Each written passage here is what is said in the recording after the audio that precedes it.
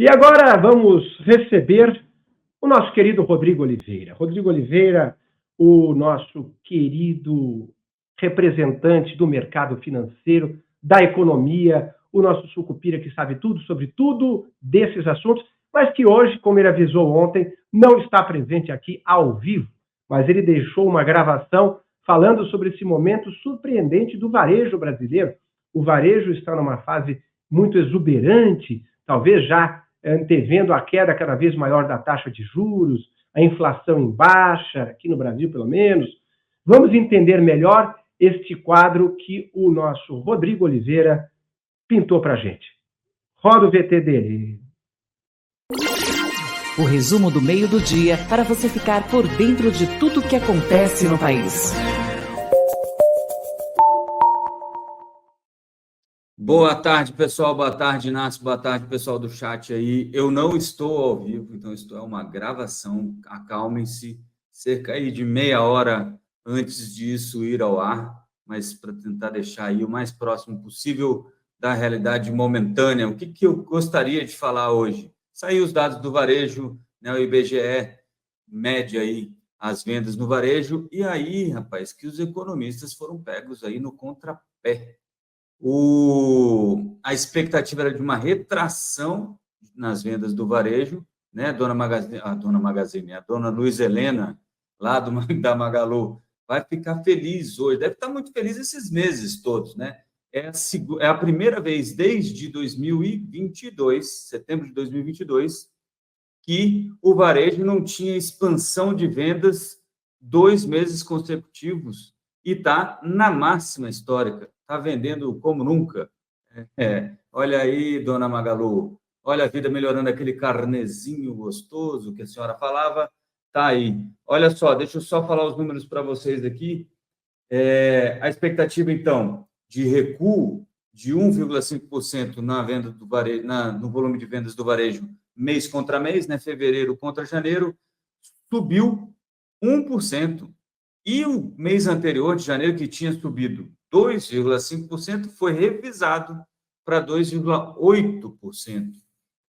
No 12 meses, né, quando você compara aí fevereiro de agora contra fevereiro do mês anterior, do ano anterior, 8,2% de expansão.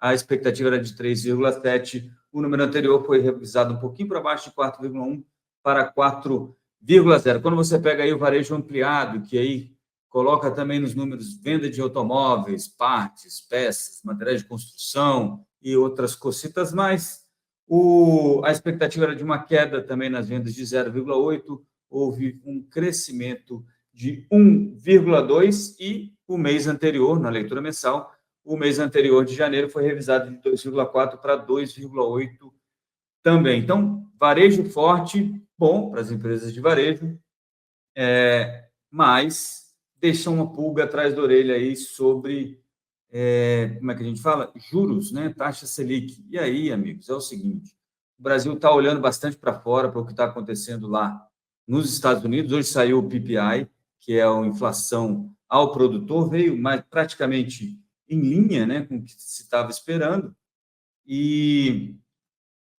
mas o PPI era o seguinte hoje: se ele viesse ruim, ele azedava tudo de uma vez. Se ele viesse bom, ele não significava nada. É isso, veio bom, não significa nada, não muda nada, tá bom? O que a gente viu no movimento dos juros ontem, né, a gente comentou isso no meio-dia de ontem também, o que a gente viu nesse movimento dos juros foi uma abertura muito grande, então juros mais altos por mais tempo nos Estados Unidos, e aqui o juro precificado na curva de juros ultrapassando aí 10% ao ano, né? Esse seria o máximo que a Selic pode descer, ou o mínimo que a Selic pode valer. Selic, para quem não sabe, é a taxa básica de juros, é a taxa que você paga, ou que o governo paga para você emprestar dinheiro para ele.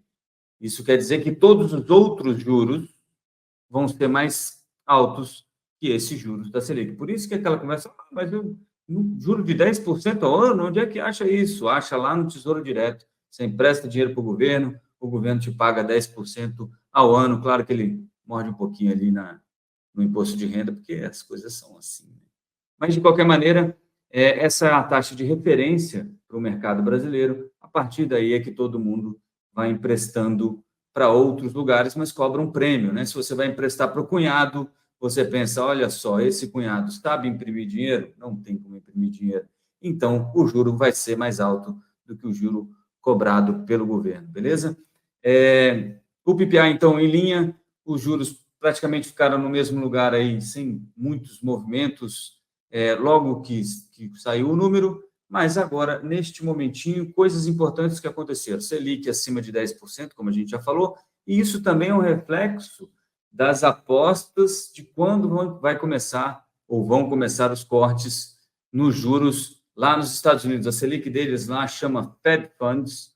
Então, o Fed Funds, a expectativa do mercado lá em dezembro era que em março o Fed começasse a cortar. A situação não estava muito boa, passou para maio, aí passou para junho, e agora, amigo, setembro.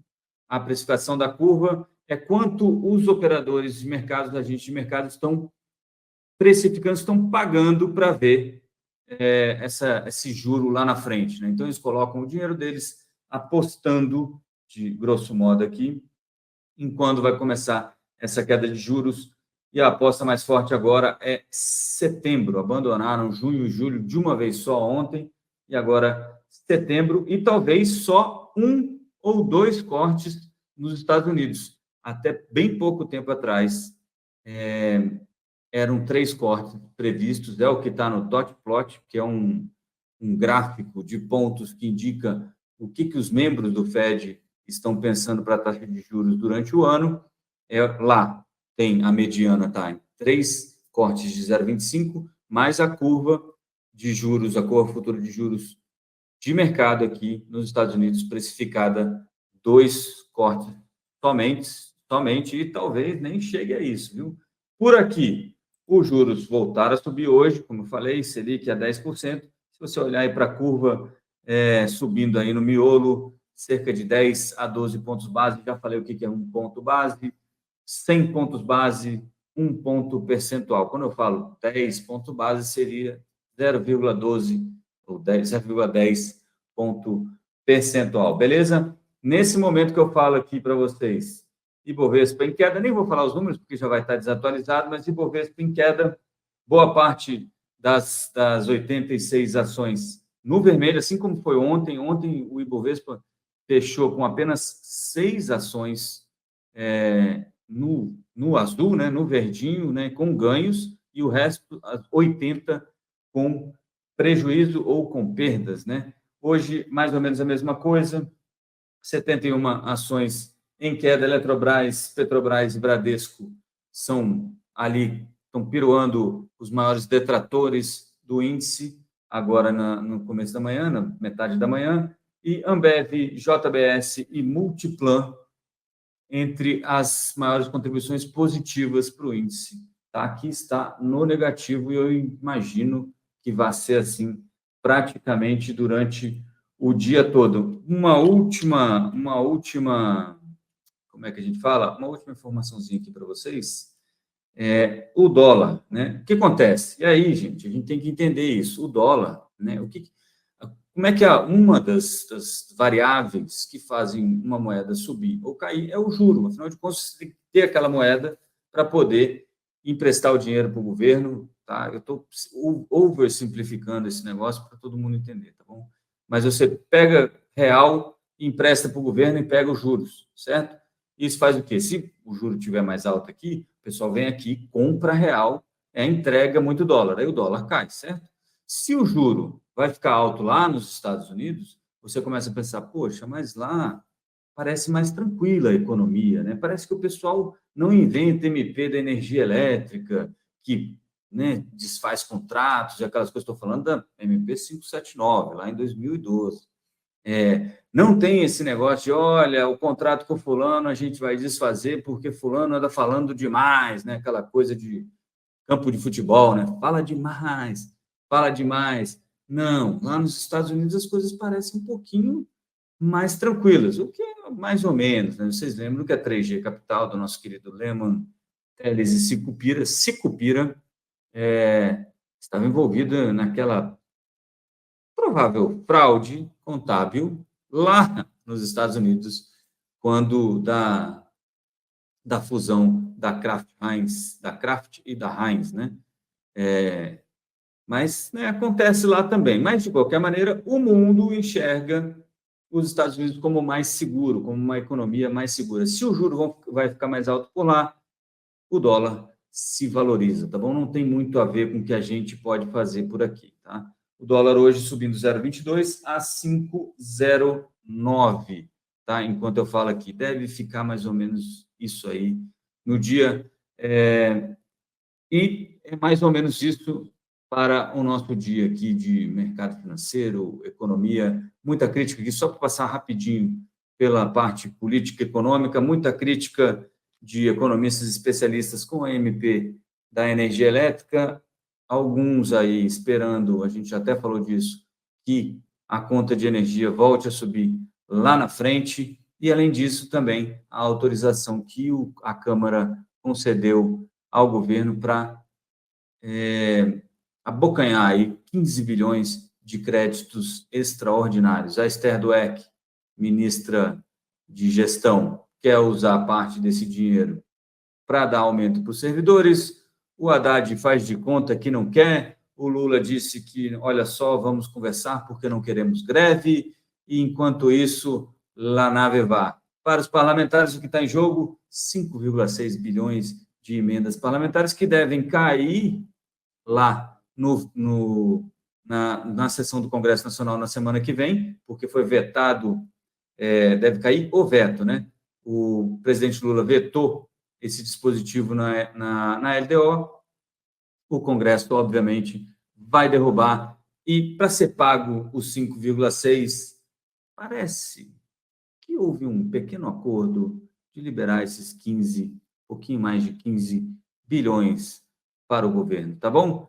Meta fiscal, você deve estar pensando aí, ouvindo vozes na sua cabeça, afinal de contas, o que são metas fiscais, não é mesmo?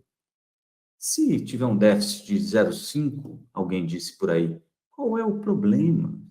Qual é o problema? Emitimos mais dívida e la nave va. É assim que funciona. Beleza? Eu vou ficando por aqui, então. A gente volta amanhã, se tudo der certo. Bons negócios a todos nesta quinta-feira, 11 de abril de 2024. Até lá e avante, sucupira. O resumo do meio do dia para você ficar por dentro de tudo o que acontece no país. O Oliveira tinha dito na fala dele algo muito relevante, que dentro dos Estados Unidos, a participação do 3G na fusão Kraft Foods-Heinz também foi controversa, também deu algum pano para manga, teriam sido levantadas suspeitas de má gestão também, da divulgação de alguns números de balanços dessa empresa que eles fizeram a fusão, e hoje veio a informação de que o Carlos Alberto Sicupira, o Jorge Paulo Lemann e o Marcel Telles, os 3 sócios da 3G, venderam a participação deles da Kraft Foods-Heinz, né? Então, eles saíram de lá, lembrando que hoje a empresa tem a maior participação acionária do Warren Buffett, cerca de 32% da empresa é do Warren Buffett, que já era sócio, entre aspas, da trinca do 3G à época dessa mega fusão.